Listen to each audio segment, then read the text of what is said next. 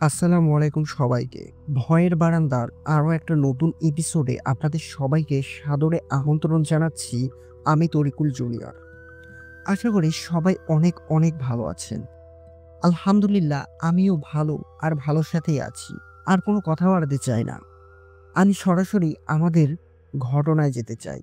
ঘটনাটি আমাদের ভয়ের বারান্দার মডারেটর ইফাদ আমার কাছে লিখে পাঠিয়েছে। ঘটনাটা একটা পরিবারকে কেন্দ্র করে। আর সে পরিবারটাকে কেন জিন পরিবার বলা হলো, এটা ঘটনাটা শুনলেই আপনারা বুঝতে পারবেন। আর এও বুঝতে পারবেন মানুষ চাইলে অনেক কম বয়সেই কি না করতে পারে। যাই হোক, যেভাবে লেখা আছে আমি ঠিক সেভাবেই উপস্থাপনা করার চেষ্টা করছি।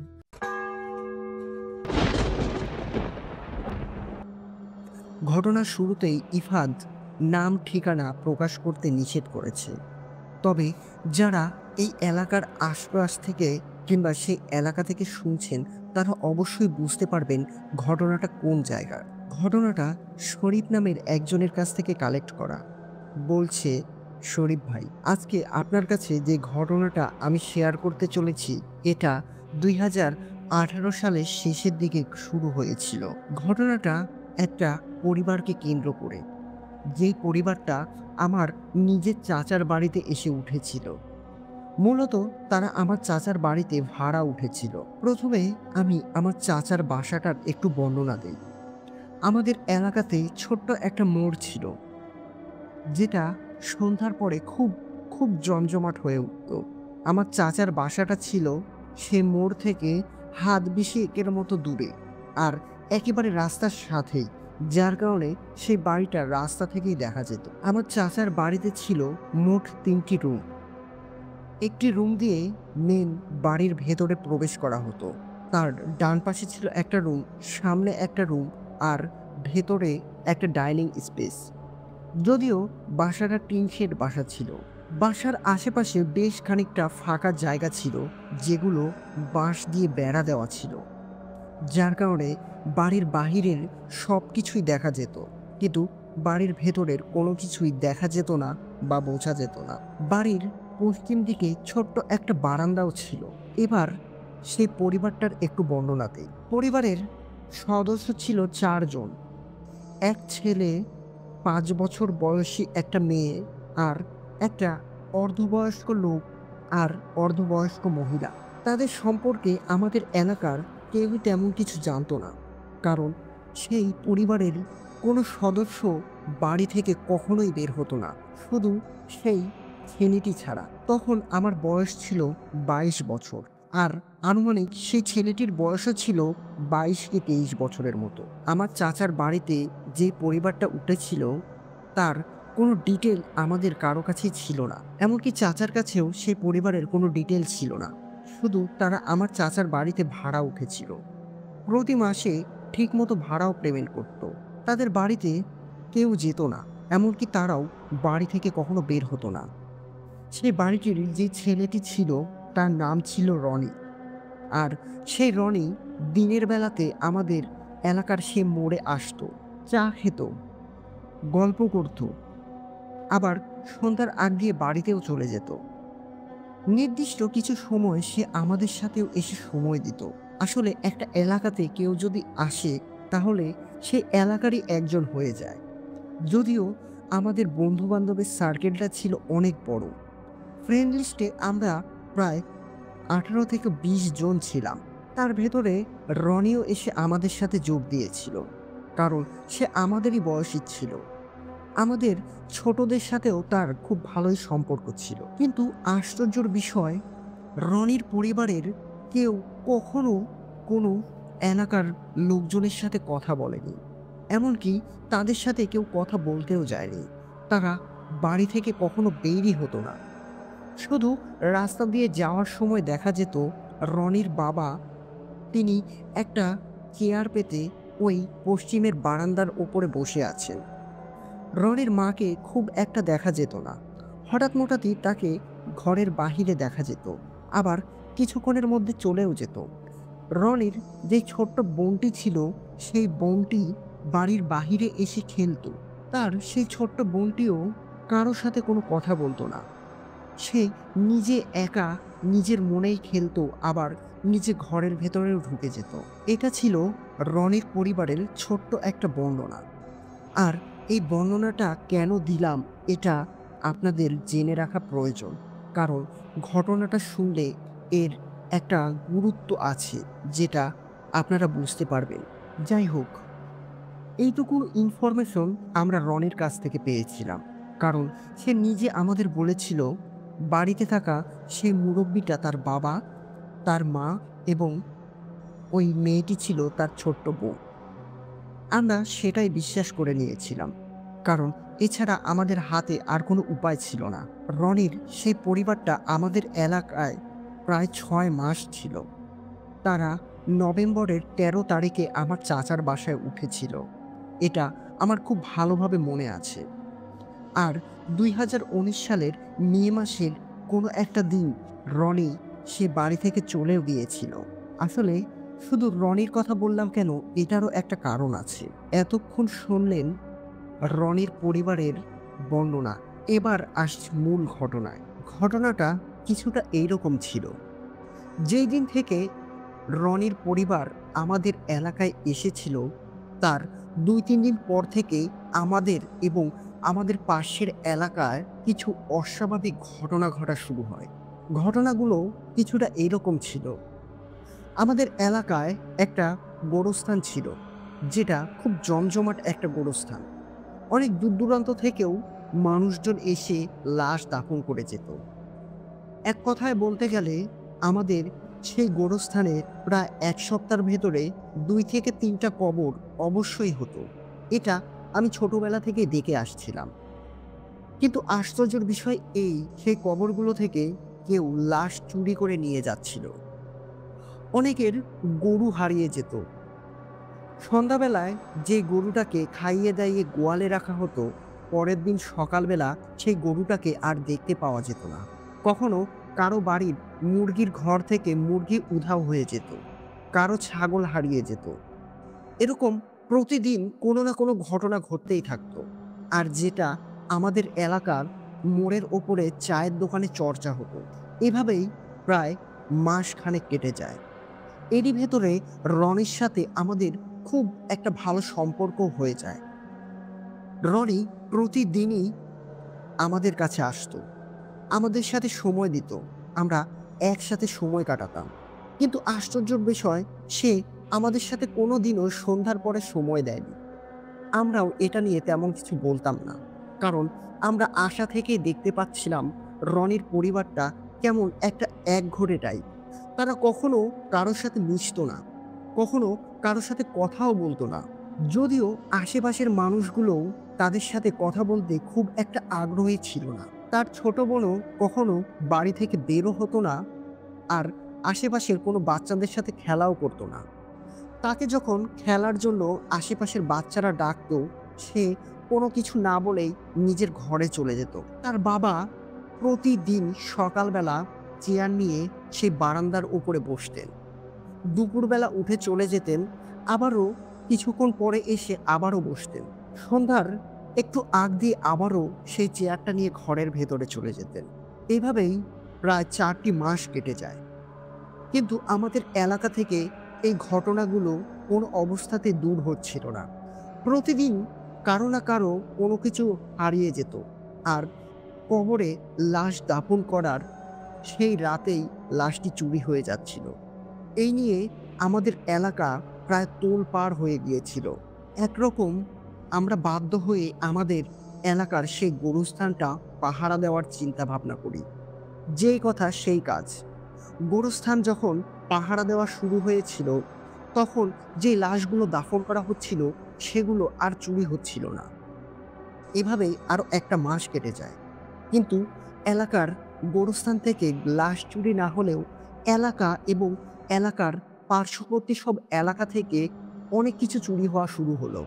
যেমন কারো গরু, কারো ছাগল, কারো হাঁস, কারো মুরগি, এসব একের পর এক নিখোঁজ হতে লাগলো। এভাবেই আমাদের দিন কাটছিল। কিন্তু কখনো এর কোনো ক্লু আমরা খুঁজে পেতাম না। কখন কে আসতো আর এগুলো চুরি করে নিয়ে যেত, এটাও আমরা কেউ ধরতে পারছিলাম না। এরই ভেতরে একটা আশ্চর্যজনক ঘটনা ঘটে যায়, যেটা আমার সাথেই ঘটে গিয়েছিল। দিনটি ছিল শুক্রবার। আমরা সবাই আমাদের এলাকার একটা চায়ের দোকানে আড্ডা দিচ্ছিলাম। প্রায় ১০টার দিকে রনি আমাদের কাছে এসে দাঁড়ায় আর আমার কাছ থেকে একটা জিনিস চায়। সেই জিনিসটা হলো আমার ব্যবহার করা ল্যাপটপ।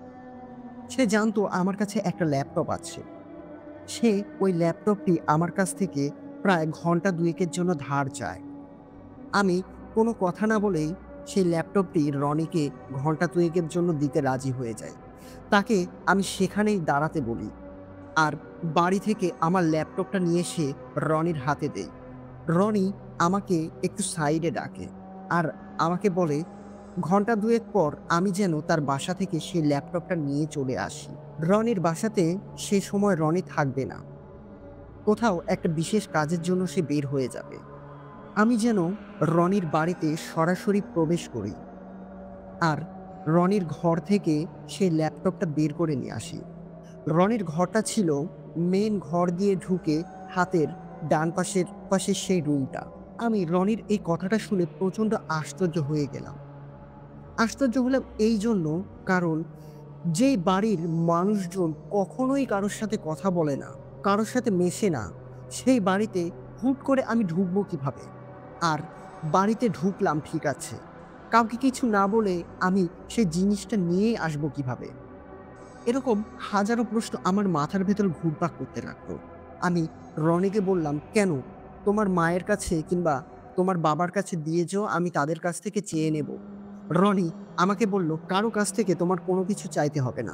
তোমাকে আমি যেটা বললাম তুমি ঠিক সেটাই করবে। তুমি সর্বপ্রথম মেইন রুম দিয়ে আমাদের বাড়ির ভেতরে প্রবেশ করবে।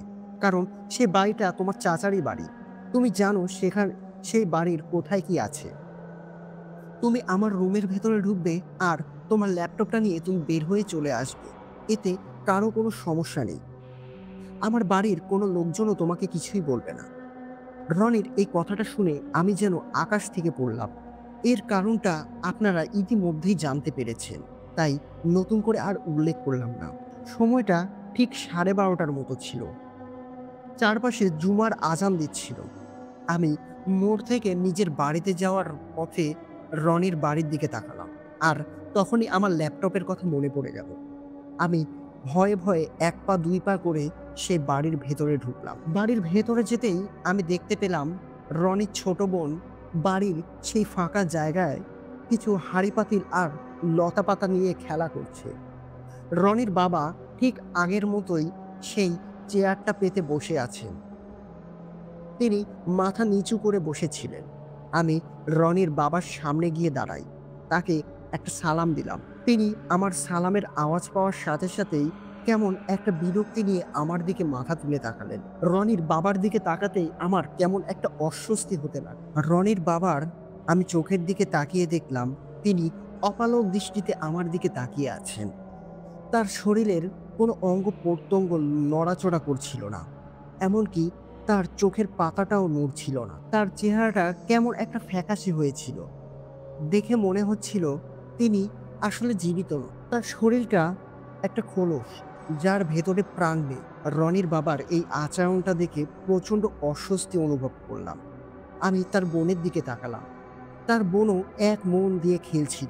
কেন আমার জানি মনে হলো তার বোনের শরীরটাও কেমন একটা খোলসের মতো। তারও ভেতরে কোনো অভিব্যক্তি ছিল না। আমি রনির বাবাকে জিজ্ঞেস করলাম, "চাচা, আমার ল্যাপটপটা রনির কাছে আছে। আমি সেটা নিতে এসেছি।" তার বাবা আমার এই কথা শুনে আমার কথার কোনো উত্তর দিলেন না।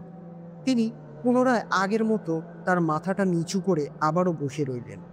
আমি এর কোনো কিছুই বুঝতে পারছিলাম না। তাই রনির বলা অনুযায়ী আমি সরাসরি মেইন ঘর দিয়ে রনির রুমে প্রবেশ করলাম। বাড়ির ভেতরেই ঢুকতে আমি দেখতে পেলাম রনির মা ডাইনিং এর মেঝেতে বসে আছেন। তারও চেহারার ভেতরে কেমন একটা ফ্যাকাশে, আর যার ভেতরে কোনো অভিব্যক্তি ছিল না। মনে হচ্ছিল তার চেহারাটা কেমন একটা মলিন হয়ে আছে। তার চোখের পাতা নড়ছিল না। আমার দিকে ফিরেও তাকালেন না রনির মা। এটা দেখে আমি প্রচণ্ড আশ্চর্য হয়ে গেলাম। আসলে এই পরিবারটা কেমন একটা পরিবার? বাড়িতে কে এলো, কে কি করছে, এসবের ভেতরে তাদের কোনো ইন্টারেস্টই আমি দেখতে পেলাম না। এবার আমি যা লক্ষ্য করলাম, এটা দেখে আমার মাথায় ঘুরে গিয়েছিল। কারণ এসব আচরণের কারণে আমি রনির বাড়ির ভেতরের কোনো কিছুর ওপরে লক্ষ্য করতে পারিনি। বাড়ির ভেতরে ঢুকতেই আমি দেখতে পেয়েছিলাম বাড়িটা সম্পূর্ণরূপে ফাঁকা। বাড়িতে একটা পানি খাওয়ার গ্লাস পর্যন্ত আমি দেখতে পেয়েছিলাম না। আমি পুরো বাড়িটা ঘুরে, ঘুরে দেখতে লাগলাম। সেই বাড়ির ভেতরে আমি কোনো রকমের কোনো আসবাবপত্র দেখতে পেলাম না। রনির ঘরের ভেতরে আমি ঢুকলাম। আর সেখানে গিয়েও আমি কোনো কিছুই দেখতে পেলাম না। তার নিজের বাড়িতে ব্যবহার করার জন্য কিছু জিনিসপত্র রাখে। যেমন খাবার জন্য প্লেট, গ্লাস। আসলে রনির বাড়িটা ছিল সম্পূর্ণরূপে ফাঁকা। যেই ঘরের ভেতরে কোনো কিছুই ছিল না। এমনকি রনি যে রুমে থাকতো, সেই রুমে শোবার জন্য একটা খাট তো দূরের কথা, একটা বালিশও ছিল না। শুধু পুরো রুমটাতে মেঝে আর কোনো কিছুই নেই। আর সেই মেঝের ভেতরেই আমি একটা আশ্চর্যজনক জিনিস দেখতে পেয়েছিলাম। সেই জিনিসটা আর কিছু নয়। একটা গোল বৃত্ত, আর যার ভেতরে একটা স্টার আঁকা ছিল। এটা দেখে আমি বুঝতে পারলাম আসলে সাধারণ কোনো কিছু নয়। এটাতে নির্দিষ্ট সময় বসে কালো জাদু করে। এটা আমি এর আগে অনেক শুনেছি যে অনেক তান্ত্রিক কিংবা কবিরাজ আছে যারা এইরকম একটা বৃত্ত আঁকেন আর তার ভেতরে বসে কালো জাদু করেন। রনির ঘরের একটা কোণেতে আমি কিছু জিনিস দেখতে পেয়েছিলাম। সেই জিনিসগুলো কিছু মোমবাতি ছিল, কিছু সিঁদুরের মতো কিছু ছিল, আর আরো অন্যান্য কিছু যেগুলোর নাম আমার সাথে সাথেই আমি বুঝতে পারলাম হয়তো রনি কালো জাদু করে।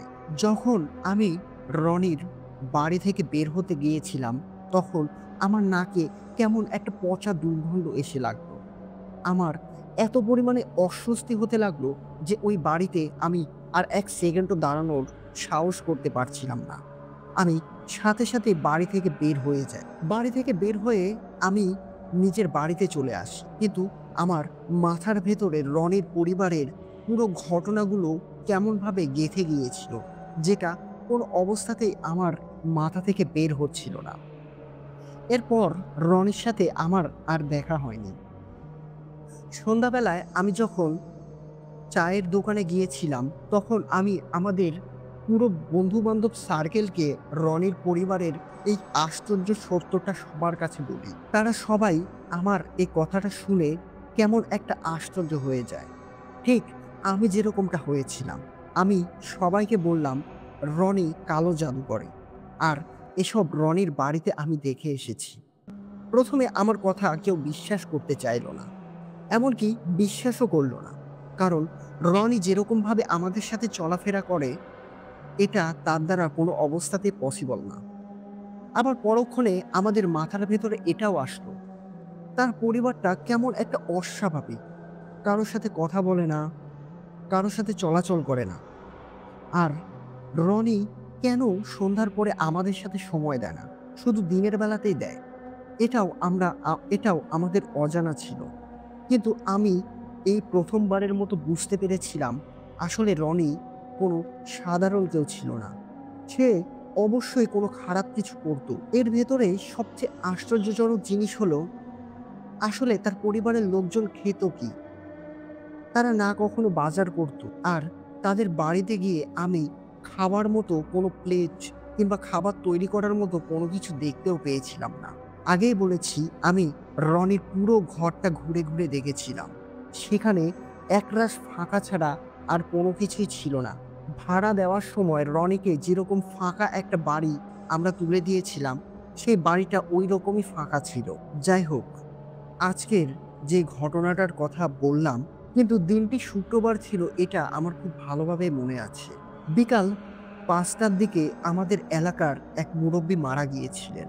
এশার নামাজ পর তার জানাজা পড়েছিলাম। জানাজা পড়ে তার লাশটি আমরা কবরও দিয়েছিলাম। কিন্তু এতক্ষণের ভেতরেও আমি রনিকে আমাদের এলাকায় কোথাও দেখতে পেয়েছিলাম না। যদিও তাকে কখনো নামাজে আমি দেখতে পেতাম না। কিন্তু এই জানাজা নামাজেও আমি তাকে দেখতে পেয়েছিলাম না। আমার রনির উপরে কেমন একটা সন্দেহ হতে লাগলো। তাই আমি আমার বন্ধুদের সবাইকে বললাম, "চল তো আজকে রনির বাড়িতে যাব। গিয়ে দেখব আসল ঘটনাটা কী।" যেই ভাবা সেই কাজ। আমরা প্রায় ৮-১০ জন মিলে রনির বাড়ির উদ্দেশ্যে রওনা দিয়েছিলাম। সময়টা ছিল রাত 11:30। রনির বাড়ির কাছে আসতেই আমরা অনেক জোরে চিল্লাচিল্লির আওয়াজ শুনতে পেয়েছিলাম। মনে হচ্ছিল কিছু মানুষ চোর ধাওয়া করছে। যেটা ভেবেছিলাম ঠিক সেটাই হয়েছিল। রনিকে আমরা দেখলাম সে দৌড়াতে দৌড়াতে তার বাড়ির দিকে এলো আর তার বাড়ির দিকে এসে কোথাও একটা হারিয়ে গেল। আমরা যারা রনিকে ধাওয়া করছিল তাদের কাছে গিয়ে দাঁড়ালাম আর জিজ্ঞাসা করলাম কি হয়েছে। তারা আমাদের কাছে যেই ঘটনাটা বলল, এটা শুনে আমাদের পায়ের নিচ থেকে মাটি সরে গিয়েছিল। ঘটনাটা ছিল কিছুটা এইরকম। লাশ মাটি দেওয়ার কয়েক ঘন্টা পরেই কবর খোঁড়ার আওয়াজ পেয়েছিল যারা সেই গোরস্থানটাকে পাহারা দিচ্ছিল। আর গোরস্থানটা কেন পাহারা দিচ্ছিল এটা এর আগেই আপনাদের বলেছি। যখনই তারা সেই কবরের কাছে এসে দাঁড়ায়, তখন তারা লাইটের আলোতে স্পষ্ট দেখতে পায় রনি নিজে একটা কোদাল দিয়ে সেই কবরটা খোঁড়ার চেষ্টা করছে। আর সাথে সাথেই তারা রনিকে ধাওয়া করে। রনি পালিয়ে তাদের বাড়ির এদিকে চলে আসে। কথাটা শুনে আমরা সবাই বুঝতে পারলাম আসলেই এটা সত্য একটা ঘটনা। কারণ রনি এই কাজটা করতে পারে। আমি আজ নিজে রনির বাড়িতে গিয়ে এরকম কিছু একটা দেখে এসেছি যেটার দ্বারা কালো জাদু করা সম্ভব। হয়তো তার কালো জাদুতে ব্যবহার করার জন্যই রনি গোরস্থানে গিয়ে সে লাশটি খুঁড়ে বের করছিল। আমরা এই কথাটা শুনে প্রচণ্ড ক্ষেপে গিয়েছিলাম। কারণ আর যাই হোক, রনি আমাদের এলাকার কেউ নয়। আর বাহিরে থেকে একটা লোক এসে আমাদের এলাকাতে থেকে আমাদের সাথে মিল দিয়ে আমাদের এলাকার এরকম নৃশংস একটা কাজ করছে, এটা আমরা কেউ মানতে পারছিলাম না। তাই আমরা সবাই মিলে রনির বাড়িতে গিয়ে দাঁড়াই। রনিকে অনেক ডাকাডাকি করি, কিন্তু রনির কোনো সাড়া শব্দ আমরা পাচ্ছি না। ডাকাডাকির এক পর্যায়ে রনির বাড়ির দরজাতে আমরা যেই হাত দিলাম, আশ্চর্যজনকভাবে সে দরজাটি খুলে গেল। বাড়ির ভেতরে ঢুকতেই আমরা যা দেখতে পেলাম এর জন্য আমরা মোটেও প্রস্তুত ছিলাম না। আমরা সেখানে প্রায় ১২ থেকে ১৫ জন উপস্থিত ছিলাম। আর ১২ থেকে ১৫ জনই আমরা একটা বীভৎস জিনিস দেখলাম। সেটা আর কিছু নয়। রনির বাবা, মা আর তার ছোট বোন তাদের বাড়ির ডাইনিংয়ে মেঝেতে পড়ে আছে। আর তারা জীবিত নয়, মৃত অবস্থায় পড়ে আছে। তাদের লাশগুলোর অবস্থা এত পরিমাণে বাজে হয়ে গিয়েছিল যেটা চোখে দেখার মতো ছিল না। তাদের লাশগুলো দেখে মনে হচ্ছিল প্রায় ১০ থেকে ১৫ দিন আগেকার পচা গলা লাশ, যেগুলো থেকে দুর্গন্ধ বের হচ্ছিল। আর দুর্গন্ধটা এতটাই তীব্র ছিল যে আমরা কেউ সেখানে দাঁড়াতে পারছিলাম না। আমরা একটা চিৎকার দিয়ে সেই বাড়ির ভেতর থেকে বের হয়ে আসি। বাড়ির বাহিরে আসতেই আমরা চিল্লাচিল্লি শুরু করে দেই। আমাদের চেঁচামেচি শুনে বাড়ির আশপাশের লোকজন বের হয়ে আসে। আমরা পুরো ঘটনাটা এলাকার সবাইকে জানাই। আর এলাকার কিছু মাথা মুরব্বীরা আমাদের বলা সেই ঘটনাটা চেক করার জন্য রনির বাড়ির ভেতরে যায়। তার ভিতরে আমার চাচাও ছিল। বাড়ির ভেতরে গিয়ে তারাও ঠিক একই রকম জিনিস দেখতে পায়। ১০ থেকে ১৫ দিন আগেকার কিছু পচা গলা লাশ ডাইনিং স্পেসের মেঝের ওপরে পড়ে আছে।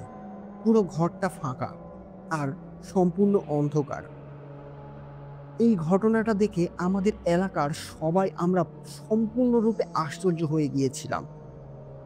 আশ্চর্য হয়ে গিয়েছিলাম এই জন্য, কারণ আমি আজ নিজে রনির বাড়িতে গিয়েছিলাম। সেখানে তার বাবাকে আমি দেখেছি, তার মাকে দেখেছি। শুধু আমি নয়, আমাদের এলাকার যতজন এই রাস্তা দিয়ে মোড়ের ওপরে গিয়েছিল তারা সবাই রনির বাবাকে তাদের বাড়ির বারান্দার ওপরে চেয়ার পেতে বসে থাকতে দেখেছে। তাহলে এখন যে লাশগুলো দেখতে পেলাম এগুলো কাদের ছিল? আর আমি যখন রনির বাড়িতে গিয়েছিলাম তখন সেখানে কোনো লাশ দেখতে পেয়েছিলাম না। শুধু তার পরিবারের ৩ জন আর ফাঁকা বাড়িটাই দেখতে পেয়েছিলাম। রনিকে আমরা অনেক খুঁজেছি, কিন্তু বাড়ি কেন? ২-৩ এলাকার ভেতরেও রনিকে আমরা কোথাও খুঁজে পাই। যদি ভেবে থাকেন ঘটনাটা এখানেই শেষ, তাহলে ভুল ভেবেছেন। এটা ছিল সম্পূর্ণ শুরু মাত্র। এরপরে আমাদের এলাকার সাথে আর আমাদের এলাকার আশপাশে যেই ঘটনাগুলো ঘটে গিয়েছে, এগুলো শুনলে আপনাদের মাথায় ঘুরে যাবে। হয়তো কয়েকদিন পর্যন্ত এই ঘটনার রেশ আপনাদের মাথার ভেতরে থেকে যাবে। বাকি ঘটনাটা, এই ঘটনাটা সিলেক্টেড হলে আমি আপনাদের জানাবো। ততদিনের জন্য ভালো থাকবেন। আসসালামু আলাইকুম। ধন্যবাদ ইফাতকে। সে অনেক সুন্দর করে চমৎকার একটা ঘটনা আমাদের কাছে লিখে পাঠিয়েছে। যারা এই ঘটনার ২য় পার্ট শুনতে চান, কমেন্ট করে জানান। আর আমি নিজেও এর ২য় পার্ট জানতে চাই। আসলে এই ঘটনার পরে কি হয়েছিল? ইফাদের কাছে আমার অনুরোধ, সে যেন খুব তাড়াতাড়ি আমাদের কাছে বাকি অংশটুকু লিখে পাঠান। আসসালামু আলাইকুম তরিকুল ভাই। কেমন আছেন? আশা করছি অনেক ভালো আছেন। আমিও অনেক ভালো আছি। আমার নাম রিফাত হোসেন। আমার বাড়ি একটি ছোট্ট গ্রামে, যার নাম চাঁদপুরা। ঘটনাটা আমার নিজের সাথে ঘটে যাওয়া। যদি এই ঘটনাটা সিলেক্টেড হয়, তাহলে আমার কাছে থাকা আরো বেশ কয়েকটা ঘটনা আপনার কাছে লিখে পাঠাবো। যদি এই ঘটনাটা সিলেক্টেড হয়, তাহলে এই ঘটনার পরবর্তী আরেকটা পার্ট আছে, যেটা আপনার কাছে লিখে পাঠাবো। সময় স্বল্পতার কারণে পুরো ঘটনাটা আমি লিখে পাঠাতে পারলাম না, যার কারণে আমি আপনার কাছে আন্তরিকভাবে দুঃখিত। কথা না বাড়িয়ে আমি সরাসরি আমার ঘটনায় যেতে চাই। আমার বাড়ি এই গ্রামের একদম প্রান্তে, যেখানে খুব বেশি মানুষ থাকে না। চারপাশে ধান ক্ষেত, দূরে একটা বড় নদী আর গ্রামের পাশে বন। এমনই এক নিরিবিলি পরিবেশে আমি বেড়ে উঠেছি। আমাদের গ্রামটি পুরনো দিনের এবং এখানে অনেক পুরনো রীতিনীতি এবং বিশ্বাস অবিশ্বাস বিদ্যমান। গ্রামটা দেখতে যতটা শান্ত আর ততটাই ভয়ানক। বহু বছর আগে এখানে কিছু অদ্ভুত আতঙ্কজনক ঘটনা ঘটেছিল। মানুষ আজও সেই ঘটনার কথা মনে করলে শিউরে ওঠে। শৈশবে আমি এসব কাহিনী শুনে বিশ্বাস করতাম না। তবে আমি তখনও জানতাম না যে একদিন আমি নিজেই এমন একটা ঘটনার শিকার হব, যা আমার সমস্ত বিশ্বাসকে পাল্টে দেবে। আমাদের বাড়ির ঠিকানাটা হলো চাঁদপুরা, পোস্ট অফিস বাবুরহাট, জেলা লক্ষ্মীপুর। এই গ্রামটি শহর থেকে বেশ কিছুটা দূরে। শহরের ব্যস্ত জীবন থেকে অনেক দূরে আমাদের এই গ্রামটা ছিল। কিন্তু এখানে যে রহস্য এবং ভয়ঙ্কর ইতিহাস লুকিয়ে আছে, তা হয়তো শহরের কোনো মানুষ কোনোদিন কল্পনাও করতে পারবে না। সে দিনটি ছিল শীতের রাত, ডিসেম্বর মাসের প্রথমের দিকে, যখন গ্রামের এক অদ্ভুত নীরবতা নেমে আসে। সেই রাতে আমি আমার ঘরে বসে বই পড়ছিলাম। আমার বাবা মা দুজনেই শহরে গিয়েছিলেন, আর বাড়িতে আমি একাই ছিলাম। গ্রামের বাসিন্দারা সাধারণত রাতে তাড়াতাড়ি ঘুমিয়ে পড়ে, তাই রাত ৯টার পর পুরো গ্রামটা স্তব্ধ হয়ে যায়। হালকা কুয়াশা ছিল, আর হিম শীতল বাতাস যেন সারা গ্রামকে ঘিরে ফেলেছে। রাত বাড়ার সঙ্গে সঙ্গে মনে হচ্ছিল যেন কিছু একটা ভুল হচ্ছে। প্রথমে আমি ভাবছিলাম হয়তো বাহির থেকে আসা ঠান্ডা বাতাসের জন্য এমন মনে হচ্ছে, কিন্তু কয়েক মিনিট পরেই আমি স্পষ্টভাবে শুনতে পেলাম ঘরের বাহিরে কেউ হাঁটাহাঁটি করছে। আমি জানালার পাশ দিয়ে দাঁড়িয়ে নিচের দিকে তাকালাম, কিন্তু কিছু দেখতে পেলাম না। আমি নিজেই তখন নিজেকে সান্ত্বনা দিতে লাগলাম যে এটা কেবল বাতাসের শোরগোল। গ্রামের চারপাশটা এমনিতেই রাতে নানা ধরনের শব্দ শোনা যায়। গাছের ডাল ভেঙে পড়ার শব্দ, কুকুরের শেয়ালের ডাক, পাল্টা ডাক। তবে সেই রাতটা ছিল আলাদা। আমার অস্বস্তি আস্তে আস্তে বাড়তে লাগলো। একা একা বাড়িতে থাকতে একটু একটু ভয়ও হতে লাগলো, কিন্তু আমি নিজেকে শান্ত রাখার চেষ্টা করছিলাম। হঠাৎ করেই ঘরের দরজাটার বাহিরে খটখট একটা শব্দ শুনতে পেলাম। কেউ যেন খুব আস্তে আস্তে দরজায় আঘাত করছে। আমি প্রথমে ভাবলাম হয়তো গ্রামের কেউ ভুল করে এসেছে। দরজা খুলতেই যা দেখলাম তা আমার বিশ্বাসের বাহিরে। একজন বৃদ্ধা মহিলা, তার পরনে ছিল সাদা একটা শাড়ি, যেটা কোনো অবস্থাতেই আমার কাছে স্বাভাবিক লাগছিল না। আর শরীরটা যেন ঠান্ডায় জমে গেল। তার চেহারাটা একদম অস্বাভাবিক। চোখ দুটো ফাঁকা, যেন কোনো অভিব্যক্তি নেই। শুধু ফাঁকা দৃষ্টিতে আমার দিকে তাকিয়ে আছে। আমি তাকে জিজ্ঞাসা করলাম, "কি চাই?" তিনি আমার কোনো কথার উত্তর দিলেন না। শুধু এক হাতে আমাকে ইশারা করে ইঙ্গিত দিলেন আমি যেন তার পেছনে, পেছনে আসি। প্রথমে একটু ভয় পেলে কিছুটা কৌতূহল হলাম। তাকে অনুসরণ করতে শুরু করলাম। যেন তিনি আমাকে কোনো এক মন্ত্র বলে তার পেছনে, পেছনে নিয়ে যাচ্ছে। তিনি ধীরে, ধীরে আমাকে নিয়ে আমাদের বাড়ির পেছনের দিকে গেলেন। আমাদের বাড়ির পেছনে ছোট্ট একটা পুকুর আছে। পুকুরের পাশেই পুরনো একটা বটগাছ, যার নিচে পুরনো অনেক সমাধি আছে। হঠাৎ করেই সে বৃদ্ধা মহিলাটা এক ঝটকায় অদৃশ্য হয়ে গেল। আমি হতভম্ব হয়ে চারপাশে তাকালাম, কিন্তু কেউ নেই।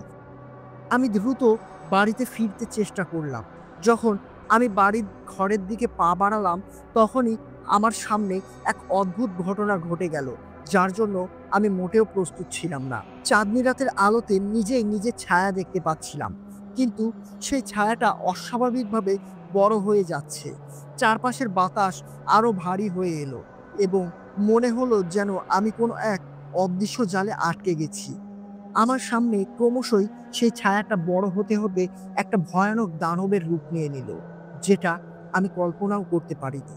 এটা দেখে আমার পুরো শরীর কাঁপতে লাগলো, আর মনে হলো কেউ যেন আমাকে পেছন থেকে ডাকছে। আর সেই ডাকটা এতটাই মৃদু ছিল যে আমার মনে হচ্ছিল অনেক দূর থেকে এই ডাকটা আমার কানে এসে পৌঁছাচ্ছে। আমি পেছনে ঘুরে তাকালাম, কিন্তু কিছুই দেখতে পেলাম না। কেবল সেই পুরনো বটগাছটা কুয়াশার আচ্ছন্ন দাঁড়িয়ে ছিল। মনে হচ্ছিল যেন সেই গাছটার ভেতরে কেউ বা কিছু লুকিয়ে আমাকে এক নজরে দেখছে। আমি কোনোভাবে নিজেকে সামলে ওই ছায়াটা অতিক্রম করে আমার ঘরে ফিরে আসলাম এবং দরজাটা সাথে, সাথে বন্ধ করে দিলাম। ভেতরে ঢুকে মনে হলো বাড়ির ভেতরের পরিবেশটাও যেন পাল্টে গিয়েছে। বাতাসের শীতলতা আরো গাঢ় হয়ে উঠেছে। ঘরের ভেতর থেকে এক অদ্ভুত গন্ধ আসছিল, যেটা মনে হচ্ছিল যেন কোথাও কিছু পচে পড়ে আছে। আমি যখন ঘরে ঢুকে দরজাটা বন্ধ করে দিলাম, ঠিক তখনই একটা অদ্ভুত অনুভূতি মনে হচ্ছিল ঘরের ভেতরে কেউ আমার সঙ্গে আছে। বুঝতে পারলাম ঘরের ভেতরে ঢোকাটা আমার আরো বড় ভুল হয়ে গেছে। আমার স্পন্দন দ্রুত হচ্ছিল এবং শরীর ঘামে ভিজে যাচ্ছিল, কিন্তু চারপাশটা তীব্র শীত। আমার ঘরের প্রতিটি আসবাবপত্রের দিকে তাকাতে লাগলাম। কিছু অস্বাভাবিক মনে হলো না, কিন্তু হঠাৎ করেই ঘরের আয়নাটা নড়ে উঠল।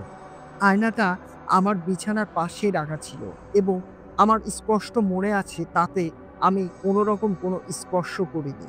আয়নায় কিছু একটা দেখা গেল। প্রথমে মনে হলো এটা আমার প্রতিচ্ছবি, কিন্তু একটু ভালো করে তাকাতে বুঝতে পারলাম এটা আমি নই। আয়নার ভেতরে আমার মতোই দেখতে একটা ছায়ামূর্তি দাঁড়িয়ে আছে, তবে তার মুখ বিকৃত। তার চোখের জায়গাটা একেবারে গর্ত, যেখানে চোখের কোনো অংশ ছিল না। আমি আরো বেশি আতঙ্কিত হয়ে পড়লাম। আয়না থেকে নিজের চোখ সরানোর চেষ্টা করলাম, কিন্তু সেই ছায়ামূর্তিটি যেন আমাকে আটকে রেখেছে। তার চোখের গর্তগুলো থেকে হালকা হালকা ধোঁয়া বের হচ্ছিল এবং তার ঠোঁটের এক কোণায় এক বিকৃত হাসি ফুটে উঠল। আমার পুরো শরীর কাঁপতে শুরু করলো। আমার গলার ভেতর থেকে কোনো শব্দ বের হচ্ছিল না। হঠাৎ করেই আয়নাটি প্রচণ্ড শব্দে ফেটে গেল, আর আমি আতঙ্কে ঘরের এক কোণায় দাঁড়িয়ে পড়লাম। নিঃশ্বাস নিতে পারছিলাম না। মনে হচ্ছিল আমার আশপাশের সবকিছু আমাকে গ্রাস করতে চাইছে। ভয়ে আমার হাত পা ঠান্ডা হয়ে গেল। আমার শির দ্বারায় একটা ঠান্ডা শীতল স্রোত বয়ে গেল। আমি আর ঘরে থাকতে পারছিলাম না। কোনো রকমের সাহস করে দরজাটা খুলে ঘরের বাইরে বেরিয়ে এলাম। কিন্তু বাইরে এসে যা দেখলাম তাতে আমার রক্ত আরো জমে গেল। পুরো বাড়িটা যেন অদ্ভুতভাবে বদলে গেছে। বাতিগুলো মিটমিট করে জ্বলছিল এবং এক অদ্ভুত পচা গন্ধ পুরো জায়গাটা ছেয়ে ফেলেছিল। সে মুহূর্তে মনে হলো আমি কোনো দুঃস্বপ্নের ভেতরে ঢুকে গিয়েছি। আমি বাড়ির শেষ প্রান্তর দিকে দৌড়াতে শুরু করলাম। কিন্তু প্রতিটি পদক্ষেপেই যেন চারপাশটা আরো ভয়ংকর হয়ে উঠছিল। বাড়ির দেওয়ালগুলো থেকে রক্তের মতো লাল তরল কিছু গড়িয়ে পড়ছিল এবং আমি তা স্পষ্টভাবে দেখতে পাচ্ছিলাম। কেউ যেন আমার পিছনে ধীরে ধীরে হাঁটছে। ঘুরে তাকাতেই যা দেখলাম, এটা দেখে আমি আরো বেশি ভয় পেয়ে গেলাম। একটা অদ্ভুত প্রাণী আমার পিছু নিয়েছে। প্রাণীটি দেখতে মানুষের মতো, কিন্তু তার শরীরটা ছিল বিকৃত, যেন কোনো একটা পশুর মতো।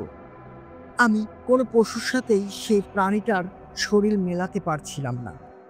তার হাত দুটো অস্বাভাবিকভাবে লম্বা আর চোখের জায়গায় ফাঁকা গর্ত, যেখান থেকে লাল রক্তের মতো কোনো তরল কিছু গড়িয়ে গড়িয়ে নিচের দিকে পড়ছে।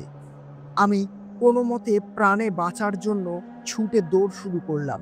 কিন্তু বাড়ির মেইন গেটে এসে দেখলাম দরজাটা বন্ধ আর বাহিরে থেকে তালা দেওয়া হয়। হঠাৎ একটা ভয়ঙ্কর শব্দে দরজাটা খুলে গেল। দরজাটা খুলতেই আমি ভাবলাম হয়তো আমি বেঁচে গিয়েছি। ঘটনাটা এখানেই শেষ হলে ভালো হতো। কিন্তু এর থেকেও আরো ভয়ঙ্কর কিছু আমার জন্য অপেক্ষা করছিল। এটা আমি কোনো অবস্থাতেই বুঝতে পারিনি। দরজাটা খুলতেই আমি দেখতে পেলাম সামনের দৃশ্যটা অস্বাভাবিকভাবে বদলে গিয়েছে। এটা কোনো অবস্থাতেই আমার গ্রাম ছিল না। দরজার বাইরে ছিল একটা বিশাল গর্ত, যেন পুরো পৃথিবী মাটির নিচে তলিয়ে গিয়েছে। ঘন কালো ধোঁয়ার মতো অদ্ভুত কিছু গর্জন ভেসে আসছিল। সেই গর্তের ভেতরে কোনো ভৌতিক জগৎ ছিল, যেটা স্বাভাবিক পৃথিবীর থেকে আলাদা। আমি দ্রুত পেছনে ফিরে যেতে চাইলাম, কিন্তু পেছনে সেই ছায়ামূর্তিটি দাঁড়িয়ে আছে। তার বিকৃত মুখটা আমার একদম কাছে এসে গেছে। এক মুহূর্তের জন্য মনে হলো আমি আর বাঁচতে পারবো না। তার চোখের গর্ত থেকে বেরিয়ে আসা লাল তরলগুলো মাটিতে চুইয়ে চুইয়ে পড়ছিল। এটা দেখে আমার দেহের প্রতিটি অংশ শীতলতায় ভরে উঠল আর মনে হলো যেন সমস্ত প্রাণশক্তি চুষে নিচ্ছিল। তখনই একটা অদ্ভুত ব্যাপার ঘটল। হঠাৎ করেই চারপাশে সবকিছু ঘুরতে লাগলো, যেন পুরো পৃথিবীটা আমার চারপাশে ঘুরছে। সেই বিকৃত ছায়ামূর্তিটি, কালো ধোঁয়া এবং বাহিরের ওই গর্ত, সবকিছু একসঙ্গে মিশে গেল। চোখের সামনে কালো আকারের লাল মাটি দেখতে পেলাম আর আমি এক অদ্ভুত ভিন্ন সময়ে চলে গিয়েছিলাম। এই জায়গাটা যেন পুরো পৃথিবীর বাহিরে ছিল, যেখানে দিনের কোনো আলো নেই, শুধু একটা লাল আভা ছড়িয়ে আছে চারপাশে। মাটির কালো বাতাস আর বাতাসে ছিল ঘন কালো ধোঁয়া। এখানে কোনো মানুষ ছিল না, শুধু দূর থেকে অদ্ভুত গর্জন শোনা যাচ্ছিল। চারপাশে পাথরের মতো শক্ত ধ্বংসাবশেষ, বড় বড় কালো গাছ আর মাটির নিচে গভীর গর্ত দেখতে পেলাম। আমার নিজের শরীরকে সামলাতে পারছিলাম না। মনে হচ্ছিল আমি একটা মৃত্যুর জগতে এসে পৌঁছে গেছি, যেখানে কেউ নেই, শুধু ভয়ঙ্কর ছায়ামূর্তি আর অদ্ভুত কিছু প্রাণীর বসবাস। সেই গর্জনগুলো ক্রমাগত আমার দিকে এগিয়ে আসতে লাগলো। হঠাৎ করেই মাটির নিচ থেকে বিশাল একটা ছায়ামূর্তি উঠে এলো। তার শরীরটা যেন অন্ধকার দিয়ে তৈরি। তার চোখ দুটি ছিল লাল আর সেই চোখগুলো আমাকে এক দৃষ্টিতে দেখছিল। আমি জানতাম যে এখান থেকে বাঁচা সম্ভব নয়, কিন্তু আমি পালানোর চেষ্টা করতে লাগলাম। সামনে কোনো নির্দিষ্ট রাস্তা না থাকায় আমি দৌড়াতে শুরু করলাম, কিন্তু প্রতিটি পদক্ষেপে মনে হচ্ছিল যেন মাটির নিচ থেকে কোনো অদৃশ্য শক্তি আমাকে টেনে ধরেছে। আর সেই অন্ধকারের ছায়ামূর্তিগুলো আমার পিছন ছাড়ছিল না। ছোটার গতি যতটাই বাড়ছিল, তারাও তত দ্রুত আমার দিকে এগিয়ে আসছিল। হঠাৎ করেই একটা জায়গায় এসে থেমে গেলাম। সামনে বিশাল একটা গভীর খাদ। সেই খাদ থেকে অদ্ভুত শীতল বাতাস বের হচ্ছিল। মাটির গভীর থেকে কর্কশ শব্দ শোনা যাচ্ছিল। আমি পেছনে ফিরে তাকালাম। দেখলাম সেই ছায়ামূর্তিগুলো আমাকে ঘিরে ফেলেছে। তারা আমার দিকে ধীরে ধীরে এগিয়ে আসছিল। তাদের বিকৃত মুখে ছিল এক অদ্ভুত হাসি, যেন তারা আমাকে দেখে খুব আনন্দ পেয়েছে আর এখনই আমাকে এইখান থেকে ফেলে মেরে ফেলতে চায়। আমি তখন বুঝতে পারলাম, হয় আমাকে এই গভীর খাদে ঝাঁপ দিতে হবে, নয়তো এই ছায়ামূর্তিগুলো আমাকে গ্রাস করবে। আমার সামনে কোনো বিকল্প ছিল না। আমি চোখ বন্ধ করে খাদে ঝাঁপ দিলাম।